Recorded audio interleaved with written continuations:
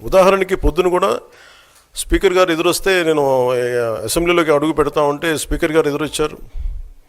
మనకి వచ్చి ఆయన కూడా ఆయనతో పాటు రండి అని వెళ్తుంటే ముందుకు తీసుకెళ్తుంటే నాకు అనిపించింది, సార్ ఇది డిప్యూటీ సీఎంకి ప్రోటోకాల్ ఉండదు, ఓన్లీ ముఖ్యమంత్రి గారు, స్పీకర్, మనకు కౌన్సిల్లో ఉండే చైర్మన్ ఆయనే మీరు చేయాల్సింది తప్ప ఇది మేము ఉండేది కాదని చెప్పి నేనే వెళ్ళిపోయాను. ఎందుకంటే మేమే ప్రోటోకాల్స్ బ్రేక్ ఎందుకు చేయమంటే మాకు లేని ప్రోటోకాల్ మేము అడగం. అలాగే వైసీపీ నాయకత్వం కూడా గుర్తించాల్సింది, ఇది మీకు హోదా ఇవ్వబడదు. ఇది చంద్రబాబు గారు ఆప్ చేస్తేనే కాదు, ఇది ఎవరు ఆప్ చేసింది కాదు, మీకు ప్రజలు మీకు ఇవ్వలేదు. మీకు అది మీరు దృష్టిలో పెట్టుకొని మీరు ప్రవర్తించాల్సింది మనస్ఫూర్తిగా నేను వారిని కోరుకున్నాను. అంతేగాని వారిని ఎక్కడ అవమానం పరచాలని కానీ వారిని తగ్గించాలని కానీ లేదు. 175 సీట్లు కేవలం పాపం 11 సీట్లు ఇచ్చారు వాళ్ళకి. ఆ దృష్టిలో పెట్టుకొని ప్రవర్తించవలసిందిగా మనస్ఫూర్తిగా వారికి కోరుకుంటూ మీకు తెలియజేసుకున్నాను. Thank you.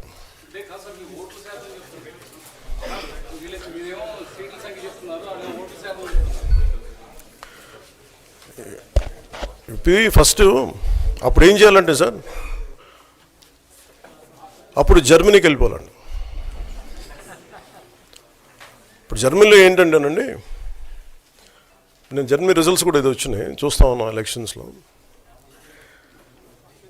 25% వచ్చిన హైయెస్ట్ పర్సంటేజ్ ఆఫ్ వచ్చిన ఓటుకి ఇన్ని ఎంపీస్, ఇంత అసెంబ్లీ స్థానాలు ఉంటాయి వాళ్ళకి. 5% మించి తక్కువ వస్తే 5% ఓట్లు మిగతా వాళ్ళు పంచుకుంటారు. మనకు అలాంటి బెనిఫిట్ మనకు లేదు కాబట్టి మన రాజ్యాంగంలో లేదు. వాళ్ళు మంకు పట్టు పడితే they are free to go to Germany.